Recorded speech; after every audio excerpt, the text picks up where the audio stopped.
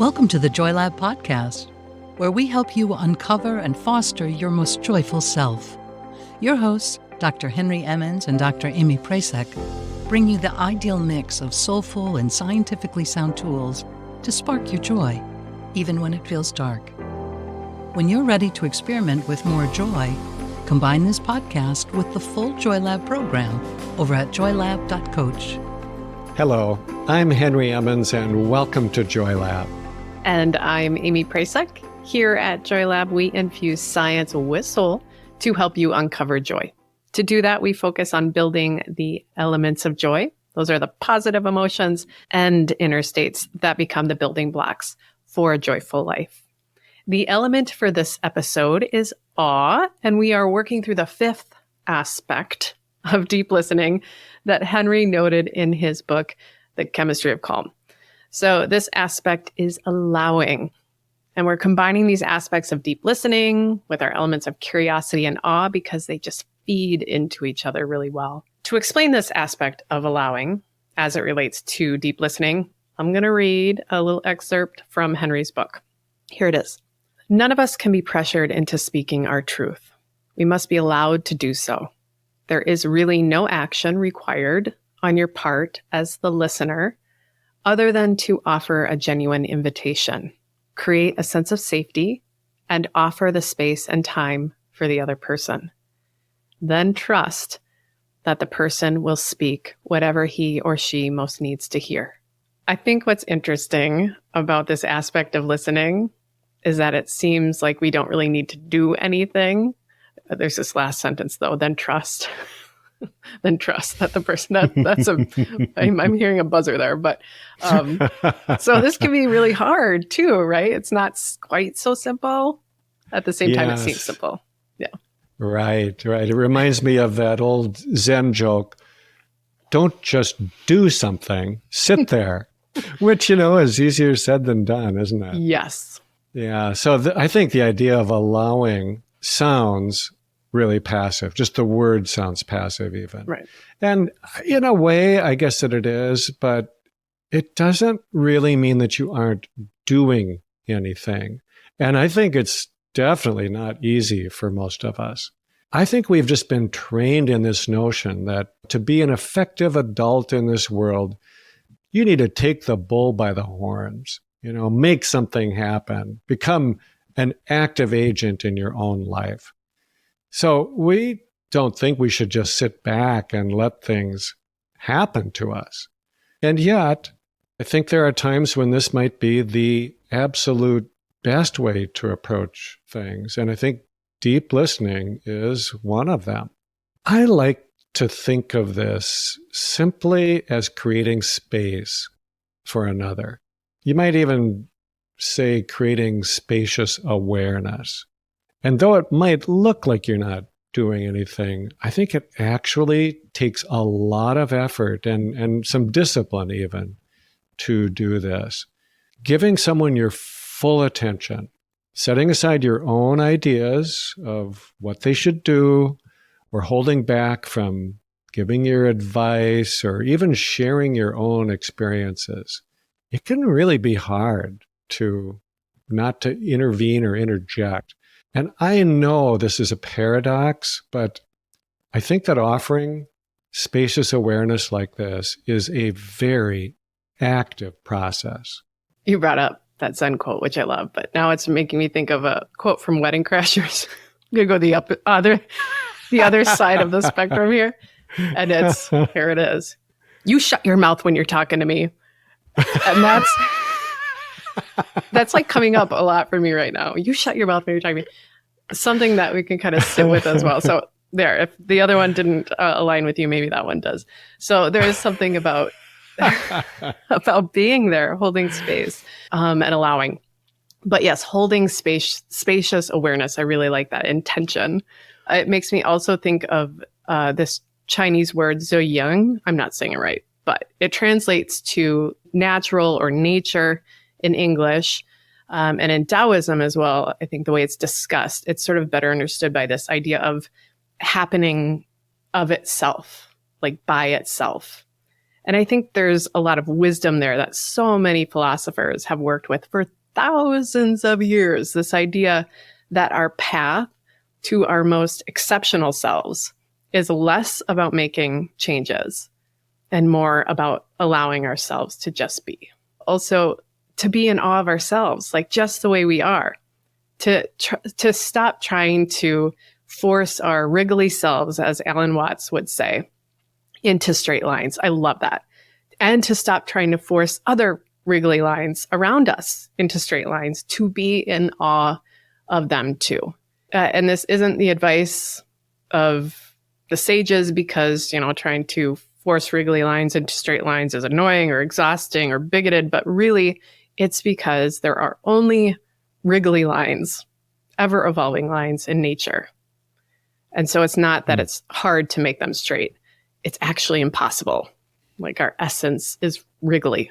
So when we listen deeply with that aspect of allowing, then we embrace that we are all wriggly little lines.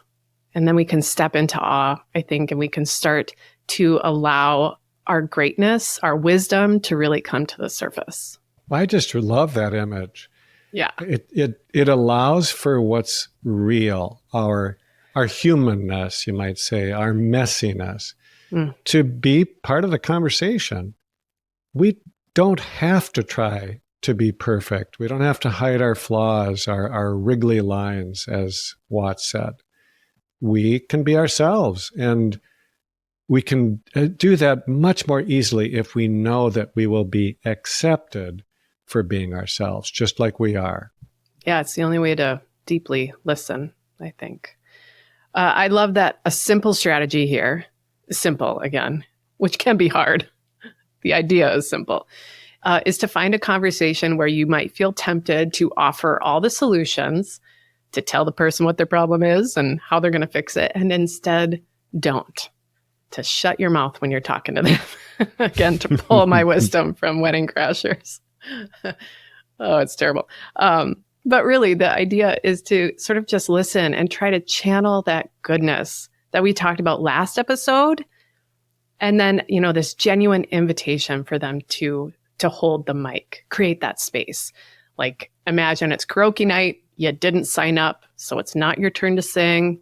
Just take a seat. Maybe if you feel the need to respond, you could use a phrase that invites a space like, I know you're a good person. What's your wisdom telling you? Yeah, I'm thinking back to earlier in my career. There were several years where I was leading retreats for health professionals, and deep listening was really one of our cornerstone practices. So we spent a ton of time, surprising amount of time, on how to ask genuine questions. And you'd be surprised how hard that is for a lot of folks. We think we know how to ask questions, right? But when you really look at it, a lot of our questions are intended to lead the conversation in a certain direction. So, when you go to your doctor, they might spend most of the time asking you questions, but it is in order to come up with an accurate diagnosis. Where does it hurt? That's the right question to ask when you're trying to figure out what's wrong. But if your goal is to create a space for deep listening, that sort of question, that sort of conversation is not going to get you there. Now, here's an example, and this is something that happens in one way or another, a surprising amount of the time, that a person might say to a friend out of genuine concern, something like this. Don't you think it would be helpful to talk to a therapist or some other professional about this? Don't you think? I love that. Yeah. Now that might sound like a real question, right, but it's not. It's a leading question because you think that they should talk to a therapist or other professional about it. So it's kind of a way of giving advice without directly giving advice. So what is a real question in the context of deep listening? That was a leading question, by the way. it is one that can open up a deeper conversation. So I think one thing to look for, whether it's an open or closed-ended question, is whether it can be answered really, really quickly with a single word, like a yes or no, for example. That is not a way to open up more conversations. So, good example, ask your teenager, did you have a good day at school? And they just say yes or no, or they just grunt or whatever. But one word and the conversation is over. Yeah. Open-ended questions, question that invites a deeper conversation, they're just more nuanced and they invite a fuller answer, like a deeper response. So you might say, well, tell me more. What was it like to be with your friends today? Now, this is actually a pretty bad example because they're still going to say just fine, right? Teens are masters at closing down conversations, but you kind of get the idea. It's just always a good follow-up to say, tell me more about whatever. It signifies that you're genuinely interested. So I do have a side light here, a piece of parenting advice. One of the best things I did, and I've heard this from other parents too, is that when your kids are in that preteen and early teen age and they don't really like to talk to you in more than 1 or 2 word sentences, if you drive them places that they really want to go, you have some leverage. You can require that they actually respond to you. I just set some ground rules. I said, okay, during this ride, we're going to have an actual conversation. You can't respond with just yes or no or one word kind of things. And I don't know, maybe my boys were unusual, but they always complied with that. I think a little effective bribing is a underrated tool in parenting. That's great. I love that. Absolutely. Yeah. I kind of missed it, to be honest, when they got their license and they could drive there. Yeah. That's good advice. So, yeah, I think the most important part of a real question, though, is this. A real question is one that you are actually curious about. You really wonder. And that's what we're going to go into in our next episode. Genuine wonder, without any judgment of those wriggly lines, gives people a nearly irresistible invitation to open up. What are we really curious about? I love that. And if you've been following along for the last few episodes, right, it's built on these aspects of deep listening we've already talked about. So I'll recap them quickly here. They are the aspects of presence, attention, seeing the innocence in others, seeing their goodness, and then what we just talked about right now here in this episode, allowing. And I love that these aspects of allowing and those others like build that curiosity. And then it can help us form those questions that are sincerely curious about. And then this mindful wondering kind of arises. So next episode, as you just noted, Henry, we'll talk about wonder. And then after that, the final aspect of silence. So to close our time today, I want to share just a little quote from author and artist Veronica Wild. She said, "It will take as long as it takes. Your work is to take the time and make the space. Everything else is beyond your influence." Thank you for listening to the Joy Lab podcast. If you enjoyed today's show, visit joylab.coach to learn more about the full Joy Lab program. Be sure to rate and review us wherever you listen to your favorite podcasts.